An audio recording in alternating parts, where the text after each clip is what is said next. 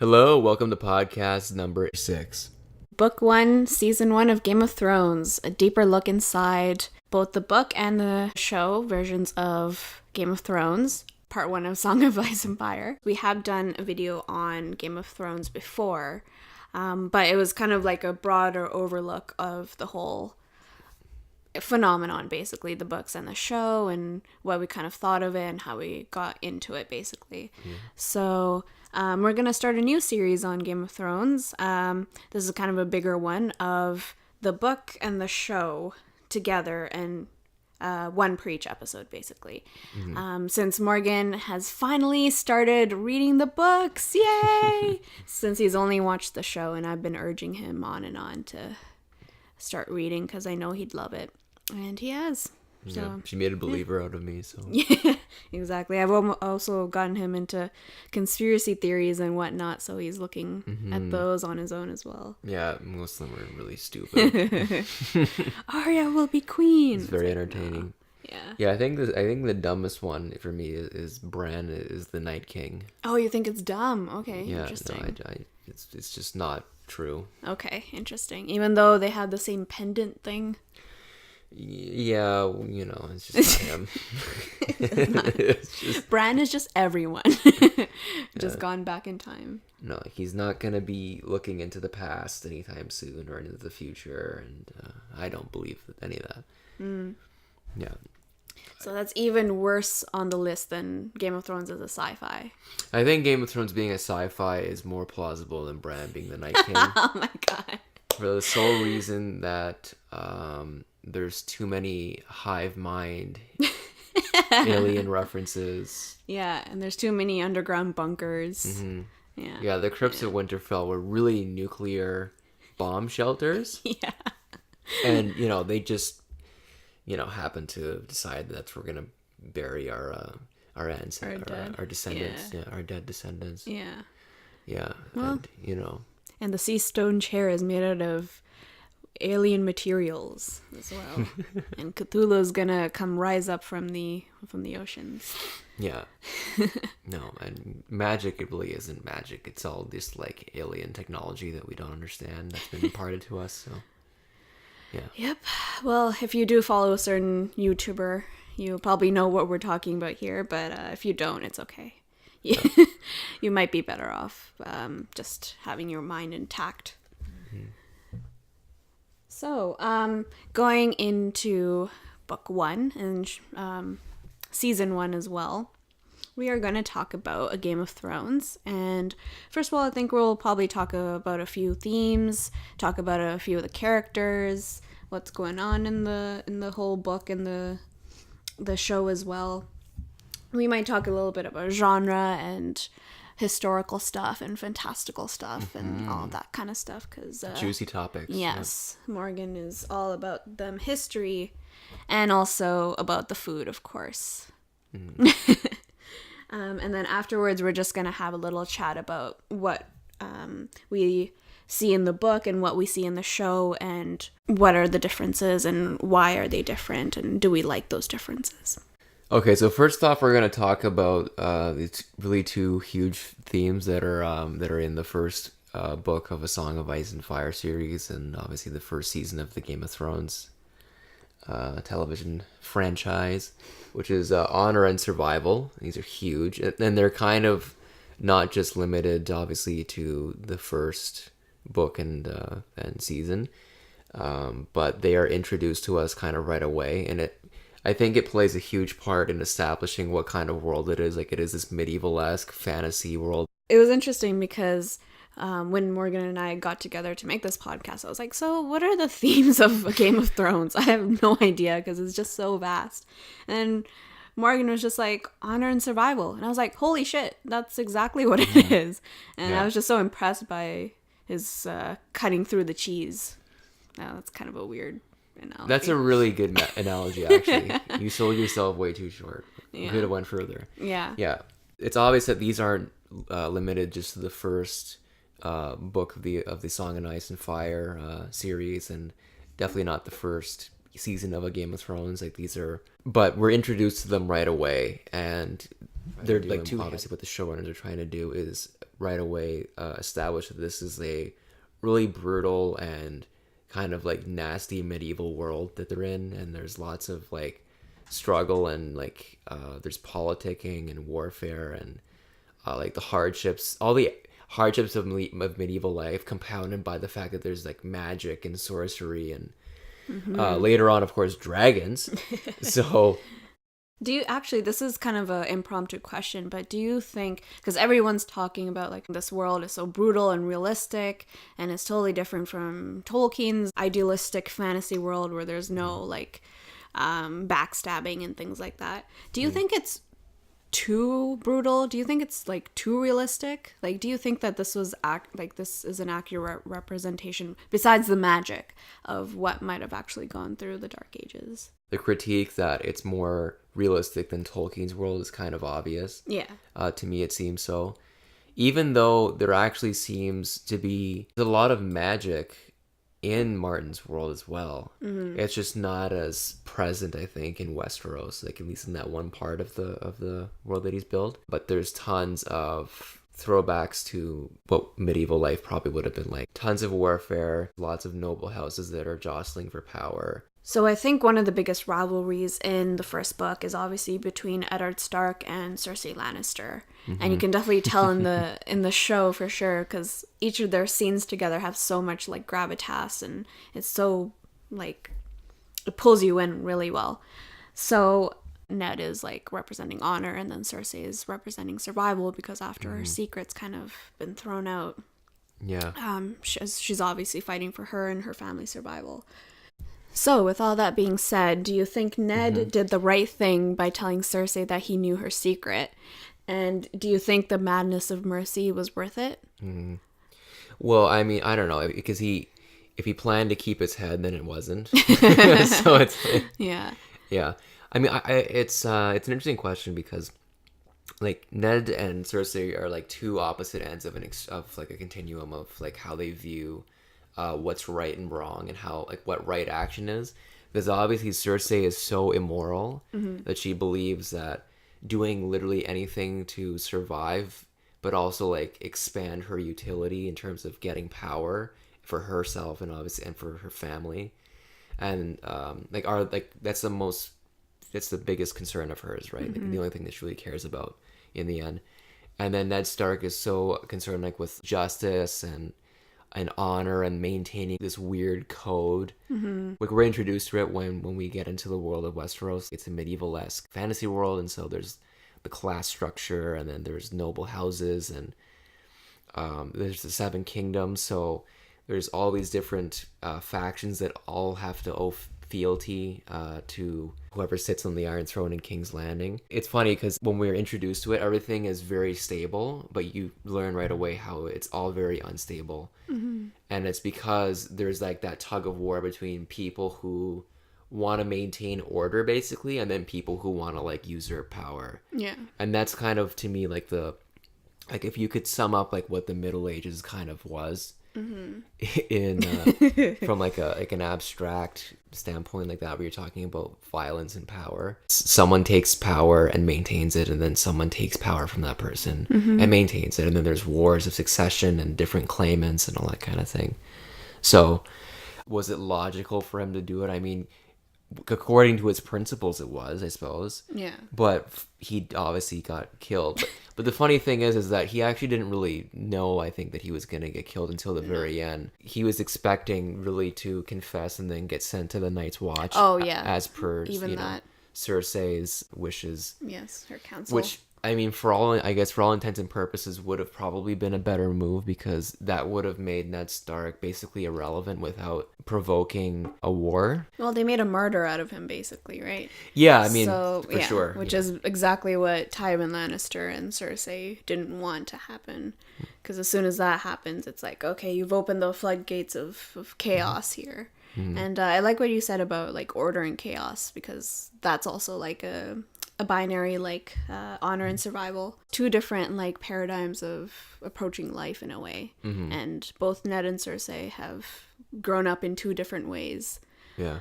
But it's also interesting because they both talk about how they're soldiers. No, the hands turning begins, and Ned is in his office, and Cersei leaves after Robert's being a drunken idiot from the tournament, and she just goes to visit him, and they talk about how they were both raised to kill their enemies, and I was like, oh shit, there's something happening there. So they are very similar in that way, that they're both very focused on what they want. Yeah, exactly. And for Ned, that's the truth. He's very persistent on the truth, and he lost his head for it. And Cersei is very intent on surviving. Mm-hmm. Well, I guess the big irony of it all, Cersei goes on to suffer and cause more suffering than Ned Stark ever did. Oh, that's true. In the name of survival and power and family, whatever the fuck that means to her. So... I would agree. I think that's actually a pretty good way of putting it. Like, there's two different like epochs here going on at the same time, and there's a lot of that imagery, especially in the show, like the North-South divide, and that's really what it comes down to, right? Like, it's just a continent that's been cut in half in a civil war, and then there's different value systems that are at stake here too, right? Yeah. So. But what's interesting is that the North arguably has a greater understanding of survival, given the fact that they're closer to harsher climates, or they're in harsher climates rather, and they experience harsher winters, and so they have like a different ethic and a different perception of like the value of life, maybe. Huh, that's interesting. Yeah, this is all very academic sounding, but you know what I mean? Yeah, no, totally. And I think what's interesting is that King's Landing obviously is like a survival pit on its own, because people are just scrounging to live every day if you're in Flea Bottom or something. And it's kind of weird, right? Because they're in the South, and you would think they had plenty, but it's just like this corrupt sort of government that's ruling over everyone. And, it's just like like a pile of shit. And then there's people who are just super wealthy and just like live like leisurely. Yeah, exactly. Just pleasure-filled existences, and then there's just utter misery all around them. Yeah, which is kind of why you hate the South. Yeah, in the show, at least. I don't know if there's that big of a divide in the books, because there's obviously other kingdoms, but in the show, at least, it's very dichotomous. And so this is from season 2, but Cersei also talks about ruling is ripping the weeds out of the garden bed before they can strangle you in your sleep. That's how she views life. It's like utter chaos all the time, and maybe that's the way that she's grown up with Tywin and stuff. I don't know. Cersei deserves her own episode, basically, just to like unravel how fucked up she is. Yeah. And all the things that she does and she is believes. just such an unpleasant character, like in just every respect. And the thing that's most offensive is that because she's this beautiful, wealthy, obviously like an educated person, who's very competent in a lot of ways, like she still makes like a lot of emotion based decisions and like dumb mistakes, but she's just so good at leveraging people and manipulation and threatening people, and she's just fucking evil. Like she's just a nasty character. I think that the show captures her very, very well. There's a lot of characters that are done very well in the show, and she's like, I think, one of like the top one. When you read the book, like she just seems like just so unpleasant. Yeah. And George never really lets the reader forget that she's like this beautiful blonde-haired, green-eyed Lannister, and so you're always kind of reminded of like that just horrible contrast about her. Yeah. So speaking of irony, we didn't set this up. Yeah. There was absolutely no planning. It's just all kind of like a cappella podcasting. A cappella podcasting. I love it. We're an improv group on a podcast. Yeah, totally.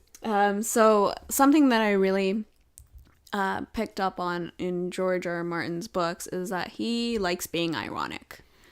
And I think that's why it was so revolutionary when he became such a big thing in pop culture, when the show was picked up and rendered into television. And people were just like aghast about this way of viewing fantasy and like the sort of realism that he injects, but also this subversion of stereotypes, which we've talked about before. But particularly in this book, it's so apparent because he's trying to establish this world of, hey, not everything is what it seems in fantasy worlds even. So people who you think would be amazing people because of their looks are not great people at all. They're terrifying and cruel. As opposed to like in Tolkien, you see like this hot like ranger dude who becomes king, and you're like, yeah, obviously he's attractive, he's striking. And like, yeah, you're not gonna root for an ugly orc, of course not. So and then like people who face disabilities and other obstacles in their lives, they're the people that you will end up rooting for because you're so sympathetic to what they go through, things like that. So I think a couple of those people are obviously, again, Ned, because he's one of the main protagonists and you root for him to win, but he ends up dying at the end, and that's like the big shocker for everyone. That was like the biggest catastrophe of 2010s or whatever. Yeah, exactly. 2011 was a bad year. Yeah. So the question is, in your humble opinion, Morgan, why is it that Tyrion is caught by the Starks during the Stark-Lannister feud when he is obviously the more sympathetic and most innocent of the Lannisters, actually, because he didn't push Bran off the tower. He wasn't committing incest in view of Bran, and he wasn't plotting to murder anyone. So why is it that it's Tyrion? Yeah. Well, again, I think it's because... like he's the ugly character because he's a dwarf and he doesn't look that attractive. No. Apparently Peter Dinklage is a really good looking version of Tyrion. Yeah. If you just Google image Tyrion Lannister and see some of the illustrations of like what he really is supposed to look like, fuck. Especially towards the end of the books too. And yeah, he's really not that good looking of a dude. You can't be a warrior and you can't be a knight because you're too small and frail per se. And then like you're the subject of like ridicule, and you know it's probably not the best thing to be. It's probably the biggest thing you can be is a fool for the court or something, you know? Yeah Just like making people laugh, like a novelty, right? Yeah. And that was a thing actually in the Middle Ages, that some people kept dwarves to show people like oh my god, it's kind of weird. It's like one of those curiosity circuses or something. Yeah, you know, like just those things. It's really morbid. Yeah. Treatment of people. So. But yeah, I think that it's because Tyrion is a very dislikable character on appearance, and he is like a bit of an ass. Like he's arrogant in some ways, and he's super intellectual. He makes most people seem kind of stupid when you hear how logical he is and like what he thinks about. But he's still a man of Lannister, and he loves his gold, and he loves his excesses, and he loves his women, and you know, he eats a lot. He drinks a lot. Too. Yeah. And he likes candles and wine because candles will let him read. Yeah, I mean, the literal answer is because it was his dagger that he ended up. Yes. Being accused of using to kill Bran. Yeah. Via a horse-smelling brigand. Horse-smelling brigand. You're not supposed to be here. No one's supposed to be here. Yeah. Oh God. It was creepy. Yeah, he really says creepy. that exact line in the book. Yeah. So it's literally she was just thinking about Bran, and then all of a sudden there's just this fucking guy who is ugly and smells like horse. Yeah. He's got a Valyrian steel dagger. It's like, oh fuck. Yeah, and also if you think about Catelyn Stark and all she's going through, and she meets Tyrion in the pub in the pub, drinking some Coors Light. Meets him in the inn, and he's acting all like swaggery and all of that, like, oh, look at me, I'm a Lannister, and she's just like, oh fuck this dude, I'm gonna take him up. And as a reader, you're just like, no, like Catelyn, that's the wrong one. And it kind of makes you think about like rivalries in a military sort of sense. Like not everyone is representative of the house or the nation or the country that they're fighting for, and you always like paint them as a certain color, and but then when you actually know about that person, it's a totally different story. And I think that's the beauty of these books, because you get the different points of view from many characters. Some of them important, some of them not. You see the nuances, right? That not everyone is exactly as they are supposed to be. Exactly. You know, like he's not this evil, Imp. Yeah, like he's just not. Yeah. Yeah, and I'm just like, what if we never got Tyrion's point of view? What would it be like? Yeah. Who knows? It's a good point. I like Tyrion a lot, so. Yeah, he's great. So the second question would be, why does the main character, Ned, die right before the end of the book? And I asked myself this quite a lot because I was just shattered. I mean, I watched the show first, so I knew exactly what was coming when I was reading it. But it really seems to come quite out of nowhere, even though it is foreshadowed quite a bit. You pick up on the foreshadowing much more because you're like, yeah, he's going to die. And so there's these references to death and the loss of heads or something like that. And, oh, interesting. I never really noticed that. Yeah, it's those dreams. I mean, sometimes it's, I remember distinctly seeing some, like, I'm like, this is, halfway through the book and we're already getting like a foreshadow that there's going to be like some dying and usurping of thrones per se. There's a lot of symbolism thrown in all throughout the books, which is just incredible when you go back and read them and you're like, oh my god, this is what that dream meant. Yeah. Like, it's just impossible to think about if you haven't read ahead and then you go back. Yeah. Which is, again, why it's so amazing to read over and over. And we actually even had a discussion about, is Ned the main character? And Morgan, what was your answer? Well, yes, for the duration of the book, and then it promptly turned to Tyrion. Yes. So. Yeah, it's interesting how, like, these books, and I don't think there's many books out there that change main character per book. You kind of see things from a different perspective. So in this one, we kind of follow Ned throughout, and he has the kind of main storyline of what killed John Arryn. So yeah, I think in this show, so I think in this season and in this book, Ned is the main character, and then he promptly goes away, unfortunately. And I think, again, it relates to irony. And George R. R. Martin basically saying, wake up. Like, this is the reality of those times, and who you think is the good side will never get away, like, scot-free. There's always going to be someone who perishes. Yeah. And most often it's going to be the ones who are at most risk, such as Ned, because he's in the middle of the pit of vipers in King's Landing. So it couldn't have been like Rickon or something. It's like, oh no, this like the scapegoat Stark is dead. Oh no, we feel so bad, and then we just continue on with the story. It's not how it works. It's like the most important one ends up getting exactly killed, right? And then you see the repercussions of those, and it goes on and on and on until everyone's dead. Basically, I think Ned dies in the beginning because it leads to all these things that happen later on. And if you think of it in a sort of genre point of view, I would argue that Game of Thrones starts more medieval realism, and then as the books continue on, they become more fantastical and more high fantasy. I'm only on book 2 as of like recording this episode, and I can already see how like it's getting progressively more fantastical. Yes, with Melisandre and all that. Yeah, like with the magical aspects of the fantasy. Yes. Yeah.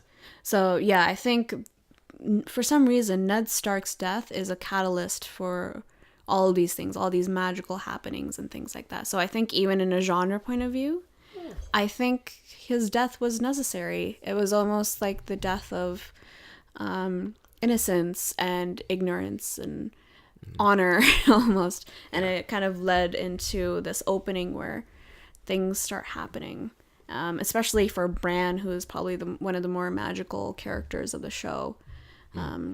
A lot of his storyline wouldn't have happened if his parents were still in Winterfell. He wouldn't be journeying up to the north and things like that. And yeah, I mean, later on we might start talking about the Three-Eyed Raven and all of his doings, or the Three-Eyed Crow, whichever way you want to say it, because they're different in the book and the show. Yeah. It's a crow. Yeah, it's like, in Harry Potter when Ravenclaw is a thing, but the house logo is an eagle, and people constantly mess it up, and they put ravens on the Ravenclaw logo, and it's supposed to be an eagle, guys. It's an eagle. Yeah. It's really J.R.R. Rowling. Jesus.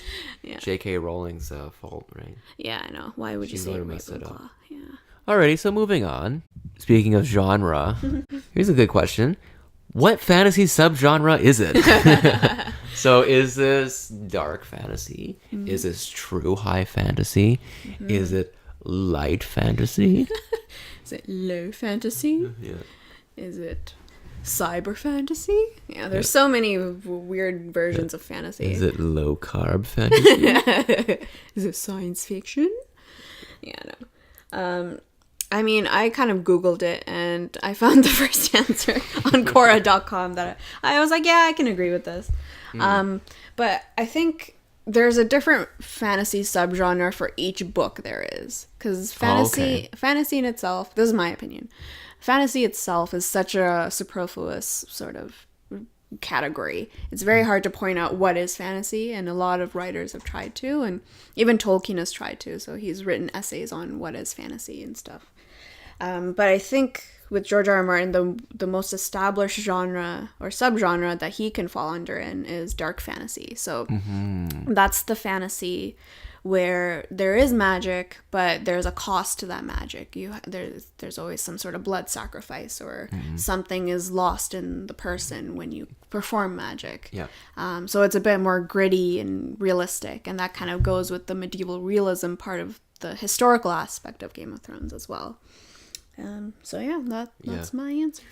But yeah, I would agree that dark fantasy is probably the most accurate answer, because it's not like again, like Lord of the Rings is the comparison that we're always making. Yeah. It's not a world that's based on this creationist myth and mythology like with Tolkien. In the whole world of Ice and Fire, like there's not even references to volcanoes and Yeah, you pointed this out before. I know, which is just incredible because I never noticed it. Yeah, where are they? Where are all the volcanoes in this world? Yeah, I don't know. I mean, but for some reason, volcanoes like are a prominent feature in a lot of high fantasy. For some reason, I think it's because volcanoes like the ultimate doom. Yeah, like destruction and that kind of stuff. Even though you'd think that's thereby making the world more realistic, it has different meanings, it's a different kind of plot device, for example, to look at it differently. Yeah, I mean, there are volcanoes, just as a caveat for all those like hardcore Game of Thrones people, in near Valyria, I believe, like the 13 flames, I believe that's where the dragons came from. Yeah. So there's literally 13 volcanoes on this planet that we know of. There's none in Westeros, which is kind of strange. Yeah, it's how did this get here?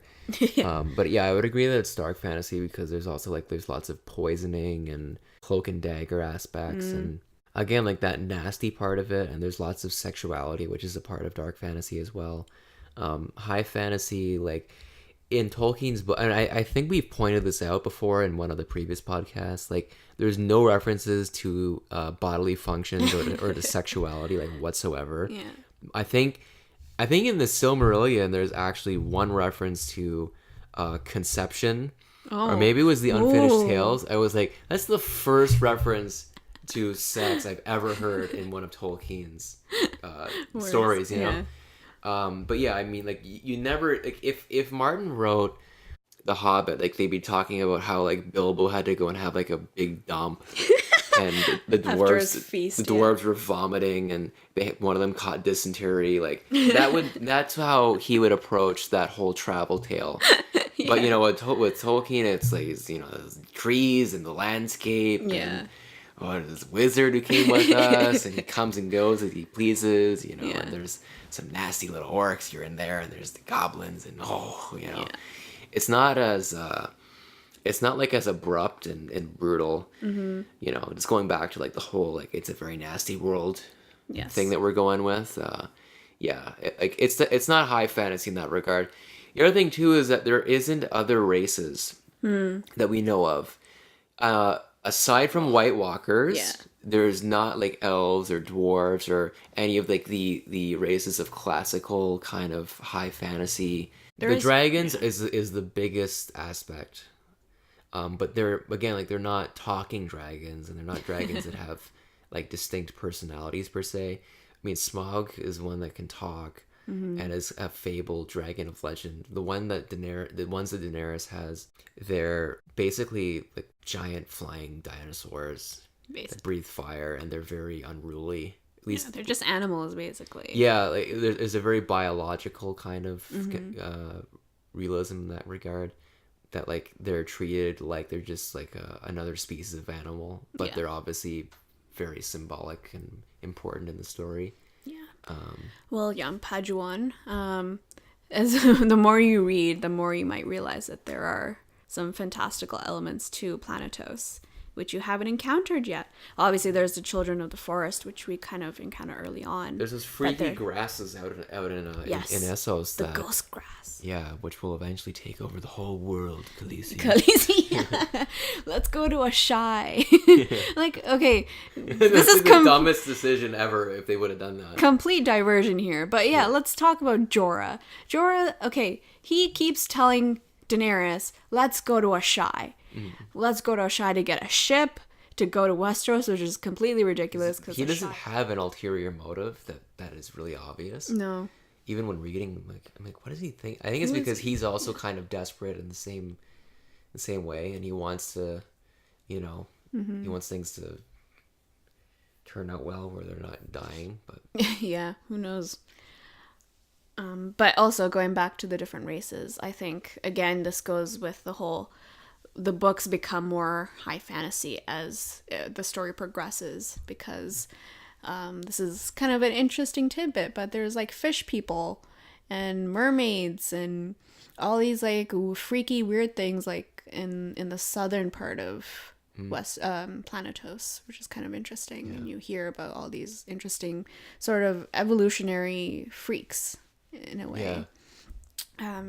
So yeah, there's like gods called the Deep Ones who mated with humans and created like half creatures and things like that. Things that you hear about where you don't really encounter, and hopefully we won't really encounter because that's not really part of this story.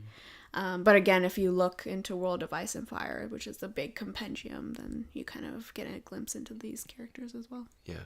Which is super interesting. And it's so interesting that George R. R. Martin started with this small scope of Starks versus Lannisters, and then just explodes out into this huge, like, convoluted world that he still hasn't finished, and who knows if he will finish.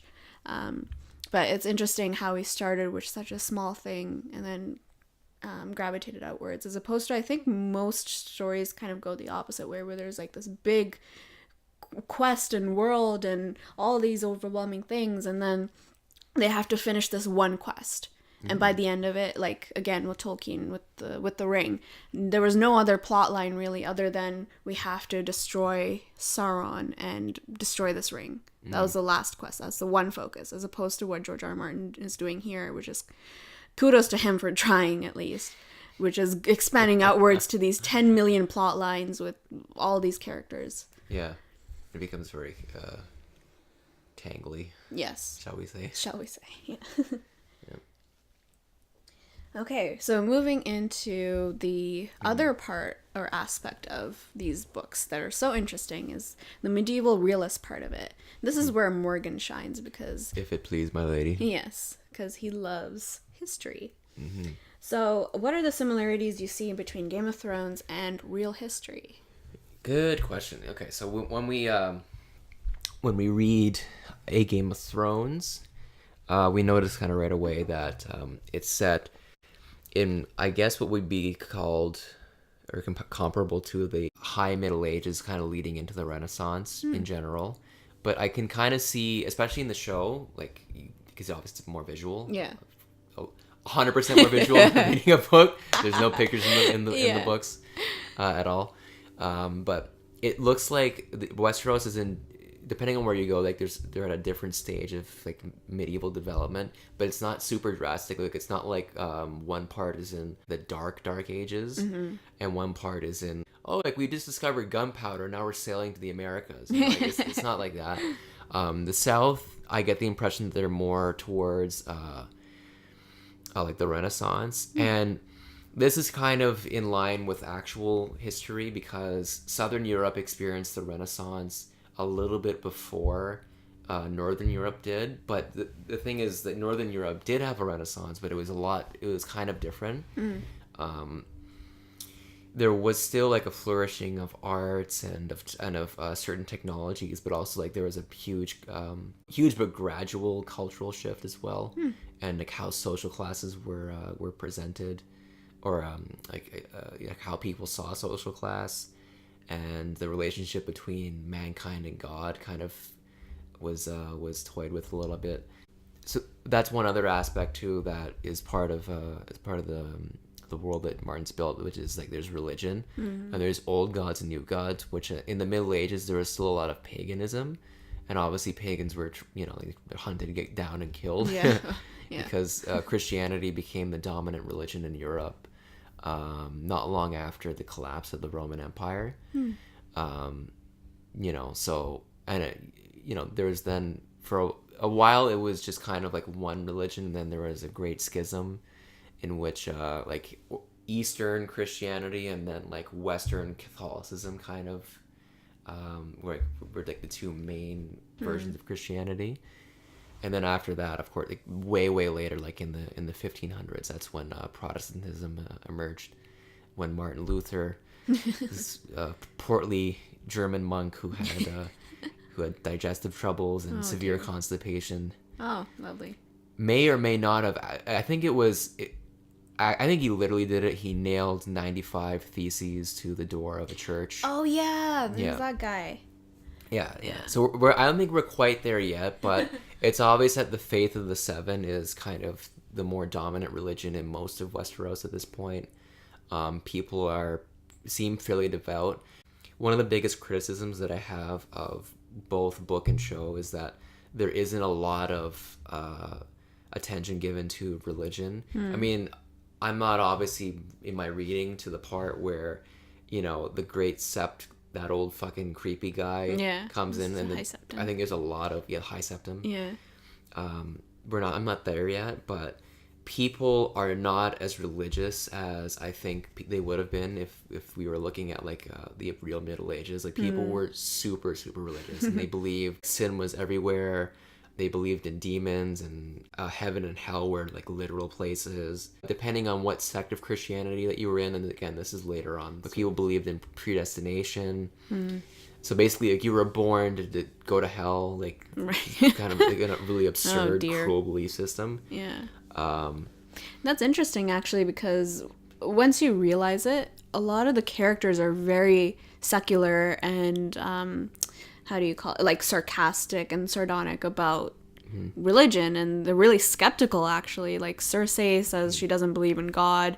Jaime doesn't either. Yeah, right? Tywin's like, nah, I don't really care. Yeah.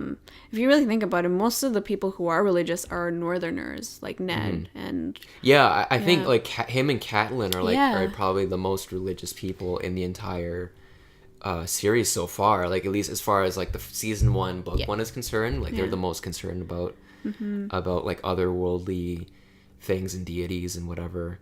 But even still, like it's such a surface level of description of how they feel about these things that you can't really tell. Yeah. Like Catelyn likes praying and whatever. But Catelyn's the faith of the Seven. Yeah. And then Ned Stark, like all Starks, like true Northerners, believes in the old gods.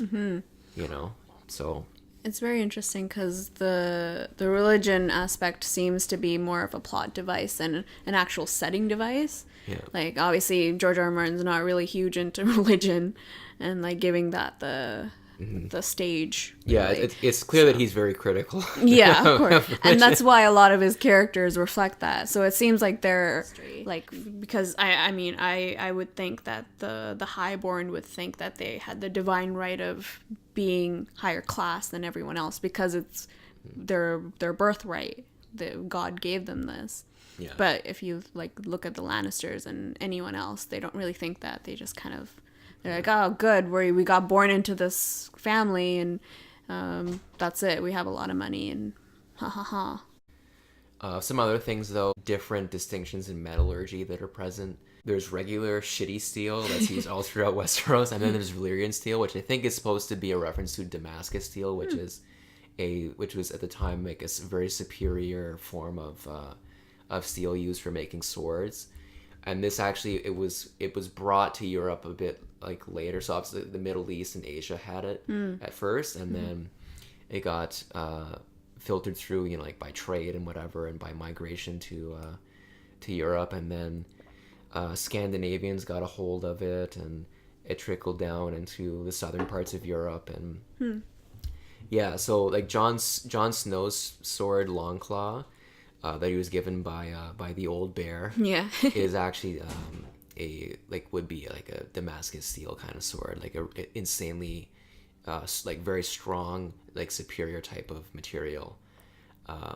And what makes it so special? It's something about the process where it's a specific way that they forge it, and the things that they throw in, like when they're smelting, or you know, I don't know. I'm not a blacksmith. I did watch that really cool video on YouTube. Oh and yeah, okay. The channel is Man at Arms, and they make just tons of like really cool videos about sword making and metallurgy and that kind of stuff. It's very, very fascinating. It's so cool. Yeah, and Damascus steel wasn't very common in Europe at a certain time, and like Valyrian steel is extremely rare in Westeros. Like, how many swords in the series? Like, there's the one dagger, and then there's the Tarly sword. There's Longclaw. There's Ice. There's a couple others, like is it Morning Star or something like that, or Morning? Yeah. So that was the one for House Dane, I believe. Yeah, there's a couple. All the old sort of houses have their sort of heritage sword that's made out of Valyrian steel.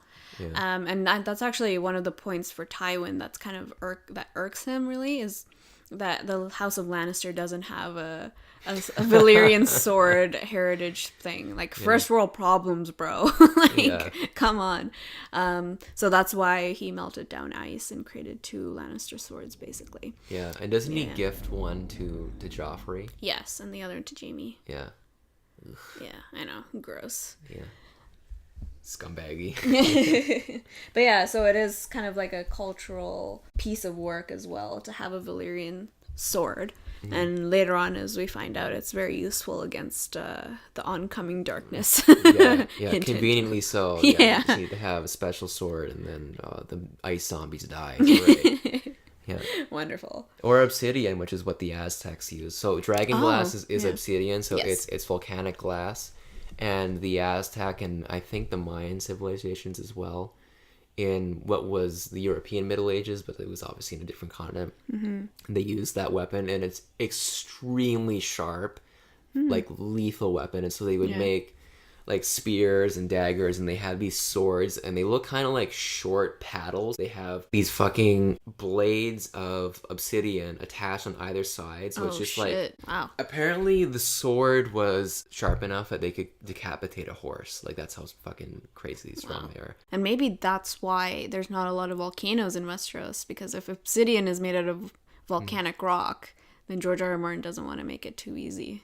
Yeah, exactly. Yeah, so maybe that's the whole thing. Weird plot point. Yeah. But anyway, back to medieval realism. Yes. The biggest thing that you get right away, and many people love this about the television show, is that you get a look into the past of social distinctions. And so there's the class system.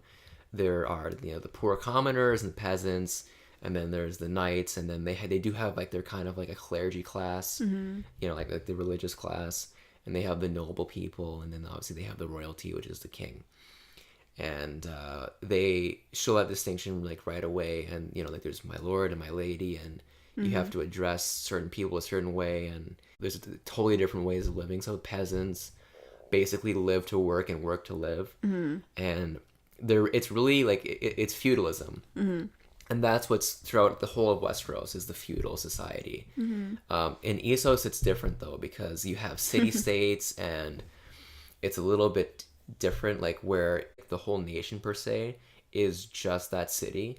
And they rely, like their economy is based almost entirely like on trade and on like service level, like professions and that kind of thing. And slaves. And slavery, like, which is the big one. Westeros is definitely like the feudal Western European style like society.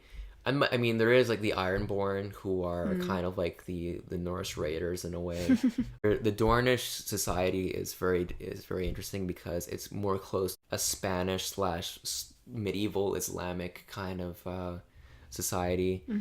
At one point in history, Spain was actually held by like Islamic kingdoms and empires and whatnot, and there was a big presence in the Iberian Peninsula. The south is kind of like Italy, and you know. Their wines and grapes and I wonder where Switzerland would be. Switzerland. Probably the Erie. Yeah, true neutral. They're Yeah, staying out of seriously. it. Yeah, that's very true. And they seem a bit more obviously isolated and politically isolated too. Like they don't want any part, or at least Lysa doesn't want any part of anyone else. And they also think of themselves like so highly. Like they're so uppity about the way that they live life. Like We're not life saying is the so- Swiss, but we're saying Yeah, the people from the like- Erie. Yeah, we don't want to be like politically incorrect on the internet. And, No. you know. That whole idea of like we don't partake in war and we're Yeah. gonna let other people get their hands dirty kind of thing. Yeah, I'm just gonna sit here in my giant castle. It's on a mountain. Yeah. And just like let my little boy suckle on my titties. all day. Yeah, that's just disgusting. How shocked were you when either you read it or you saw it? Like, Mm-hmm. how shocking was that? Yeah, it's in the show makes a bigger deal out of it in the book. That's one thing I notice about it in Martin's writing.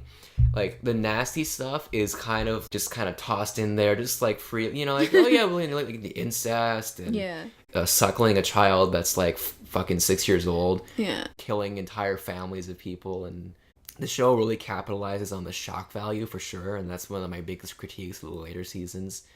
Anyway, we're at a point in the podcast where I'm actually extremely hungry, and it's about dinner time here and wherever we are in the world. Yeah. And Here in beep. Yeah, exactly.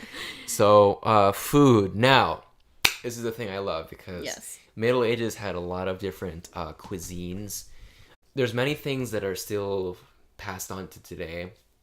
You know, like eating chickens, for example, and consuming eggs, and having giant turkey legs on Thanksgiving. Well, Thanksgiving didn't exist until much later. The one thing you can notice about George R. R. Martin's writing is The that food imagery is amazing. We get onion pies, and we get sweet lemon pies, and we get lamprey pies. I think there's larks, and there's birds, and there's quails, and quail salads, quail eggs.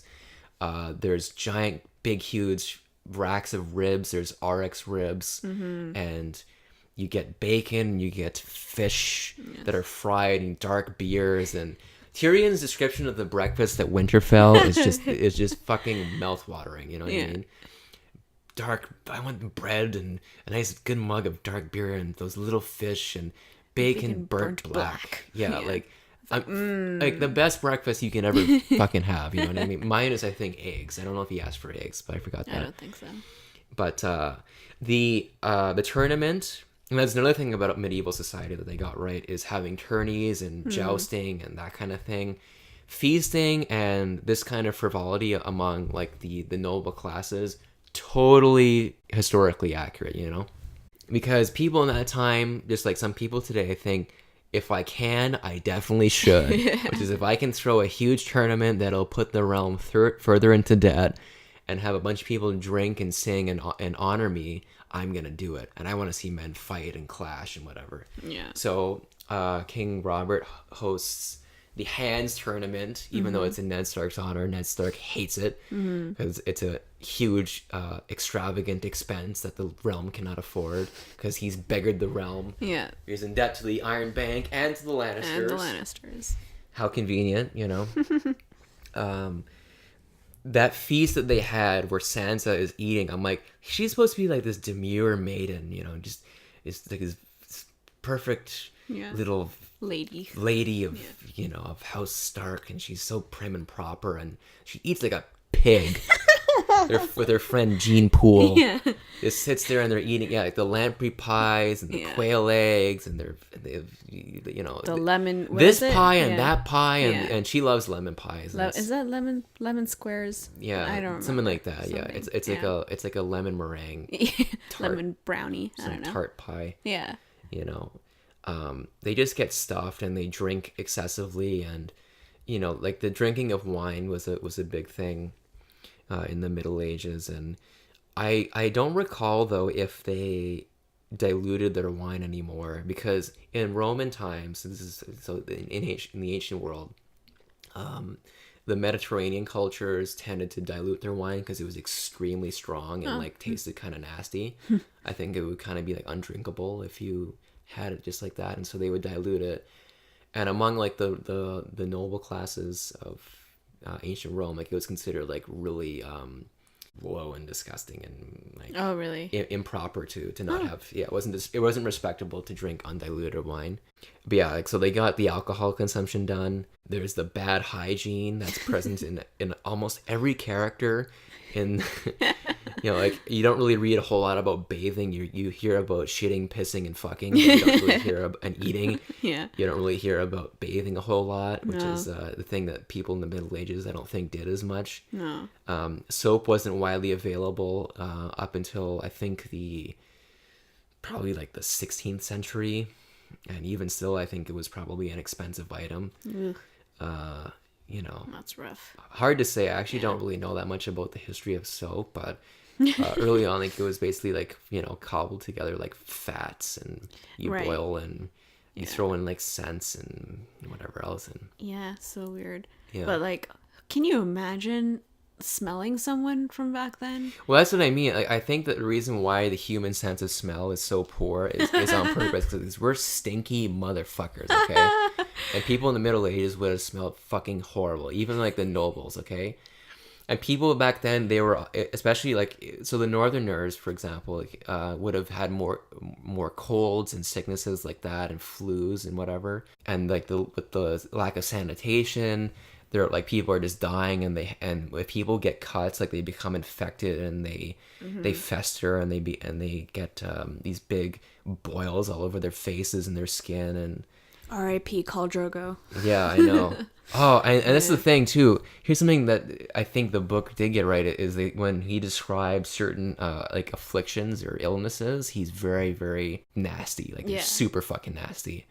When they peel like that clay whatever thing, bandage in the show, it's just kind of like, it kind of just looks a little gross, and then they go, he will not live until whatever Khaleesi, like he's done. In the book, you peel it off, and it's like this black, pustulant, disgusting. You said, like, I think you used like the word corruption to describe what it was, and I'm like, that's the perfect. It's just fucking disgusting.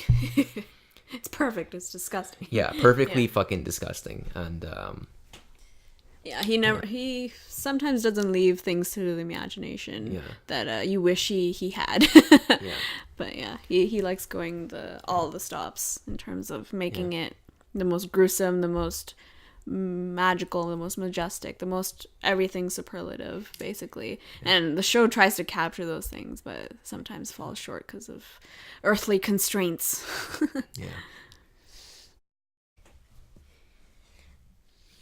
So now we move on to the end section of this podcast, where we kind of talk more about our personal sort of opinions, as if that's not what we've been talking about this entire time, but more personal opinions on the differences between the books and the shows and what that means for the overall story. Yeah. So I'm going to ask these questions of Morgan, because Morgan just recently finished the first book.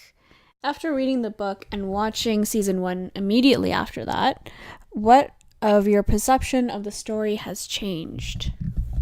I wouldn't say a ton actually has changed.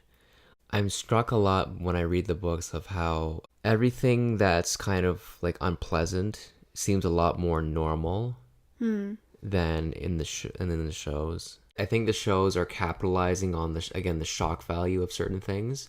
I think though the biggest thing for me though is that the books have a far greater sense of wonder, in the sense that everything feels like it's bigger and more exaggerated even when you're reading it. Like down to the descriptions of like certain people's armors, for example, or like the size of certain people, like the way they look, or the descriptions of like the settlements. I mean, obviously, you mentioned, you use the term like earthly constraints, like so even with technology and the location filming of the show, there's only so much that they can accomplish. I feel like the show is really lackluster with the armor. I think the armor in the show is really ugly compared to what like is in the book. The book armors are colorful. There's a lot of symbolism, like with the houses, and the animal symbolism is pretty much the same. But something that I noticed was that the books seem ancient somehow. It's not really the writing or anything, but it's just the world, of course, and that kind of relates to what you're saying about how it's such a vast world setting, as opposed to the show, which it feels modern to me. Like, yeah, I know what you mean. Yeah. Even the first seasons where they don't really have a lot of CGI and it's a lot of it's really natural, I still feel like, yeah, this is set in a modern time, and they're kind of recreating everything. But it's still obviously very compelling, and you're sucked into the stories and the characters. But in the books, it's just so much more like vast, and you feel minuscule when you read it somehow, because there's just so much going on. Yeah.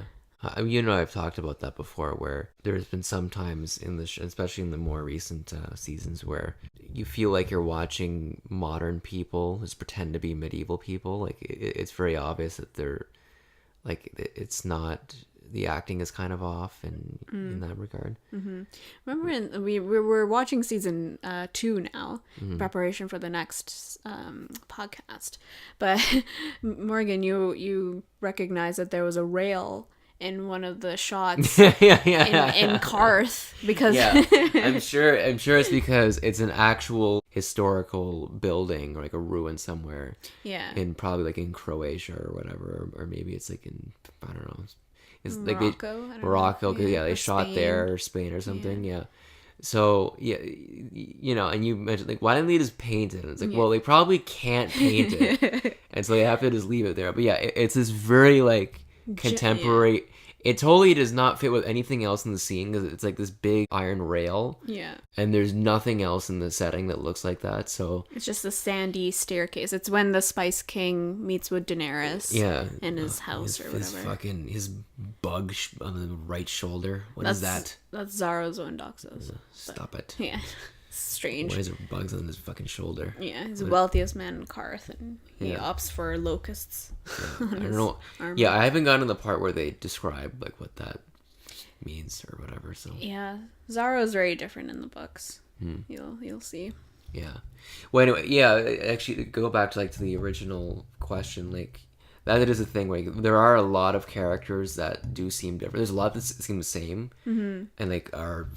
I think Tyrion, Ned, Robert Baratheon was done pretty well. Cersei, again, like I said earlier. I think Joffrey's about as bad. That's the thing. It's like in books you can be a bit more subtle, but in TV shows you just have to go all the way, for especially when there's so many characters, for people to remember these people. Yeah. But yeah. No, I would agree with that sentiment. Cool. Okay. So, was there any scenes that stood out that you thought would have worked on TV from the books? What's the main difference for you, generally, vibe-wise, or specifically scene-wise, from the books and the show? Well, for season 1, they're actually pretty spot on. Like it's pretty well scene for scene. There were some scenes in the show that were like a little too underdone, and obviously because of budgetary constraints or whatever. First one was when Robert Baratheon's out hunting before he gets killed. Like, it's literally just him and Sir Barristan, Lancel, and Renly just traipsing around a forest. Like, that's not how kings in the Middle Ages hunted. They were on horseback, one, and then they had probably a lot more people around, like retainers and people like who have supplies and like who are also assisting with hunting and other guests and whatever. And they would set up tents. Like these would be really expensive, lengthy affairs going out hunting, right? It's not just like a dude with a spear and like three of his buds just going around the woods and the guy's wasted and then he gets like murked by a boar. Like it was that I really didn't like how they did that. The second one was Bran versus Ser Vardis. They did. I'm pretty sure. Like I could may have to go back and reread this, but I'm pretty sure they did not fight in Lysa's like courtroom. Yeah. I'm pretty sure it was in like this little courtyard, and there was a statue there that Bronn used to maneuver around, and the fight felt like a lot more important in the book. Overall, actually, I think the show captured like the feeling of that scene really well. The fighting just didn't seem like as intense and whatnot, and it felt like Bronn was kind of like playing around too much. I don't know. Yeah. It felt like in the book it was maybe a little bit more of an even match. There's an actual feeling that Bronn could have lost that fight. Whereas in the show, he basically just tired him out and then just like destroyed him. Like It's true, yeah. There was never a feeling that he would have lost to Ser Vardis, so yeah, they could have probably handled that better. I got another idea as well. So in the books, like Daenerys has a lot of dreams, and those are kind of the things that push her on. Yeah, those aren't there. No, not at all. I mean, yeah, dreams aren't really a thing at all. And even Ned gets a lot of dreams as well about Lyanna and like his sister Lyanna and stuff. But I think in Daenerys's scenes in the first season, like you don't really know her progression really. You just kind of see it like on the surface how she become this woman and this leader. But you don't really see how she does that internally as opposed to like many of the other characters that we focus on, like Jon Snow and all of them. Like you don't see as much character development deeply in Daenerys's, and a lot of it that has to do with the dreams that she sees and the empowerment that she gets from those dreams. That's very true. I feel like show Daenerys is actually built up like a lot slower, and book Daenerys is kind of apparent like right away. Then she has like these real life experiences that point to her having like some very special abilities and attributes about her, and like maybe there is like some destiny at play that we don't fully understand. And I mean, this is not to like tear down the show, of course. This is just kind of talking about, I guess, the constraints of adaptation and how really the show can be a gateway to the books. And if you want to know more about this world, then of course go read the books. I think that's kind of the end message of show and book comparisons, really. So, last question here. Are you glad that you read the books? And has it enlightened your idea of what the story is, the story of Ice and Fire? Yeah, definitely. I'm definitely glad that I started reading it, because I'm getting a lot more of a feel for what the world is like in Westeros, and not just in the in terms of the geography and the different factions and all the kind of material things. I mean, like the broader thematic elements that are in the story. There's a lot of the animal symbolism of the houses that it's kind of making more sense as I read it. It feels richer, and I appreciate that quite a bit. Nice, cool. Well, that concludes our season 1, book 1 comparison of Game of Thrones. Yeah, hopefully in our next episode we'll say Game of Thrones a lot less. Yeah, because here the book and the show have the same name. But gonna move on to Clash of Kings in our next one. Rawr. Yeah, I think now it's gonna be a lot more fun because we're gonna have a lot more to talk about, and of course some spicy things have happened by that time, and there's a lot of things that are in motion. I feel like that's the main thing, right? Like the first one is kind of just setting everything up. It's kind of like the chessboard is all in place, and there's maybe a couple pieces moved, and now it's just like pieces are getting taken, and kings and queens are afoot. Yeah. Yes. Excellent. That was a really good metaphor, I think. Foot on the chessboard. Okay, well, if you'd like to subscribe to our YouTube channel, you can definitely do that. And we also, this is new, we have social media as well. So you can find us on Facebook at the High Fantasy Podcast. And you can also find us on Instagram and Twitter at High Fantasy Podcast. Yeah. So we got it all claimed. Yeah. And that's about it from us today. Ciao. Goodbye. Bye. Mwah.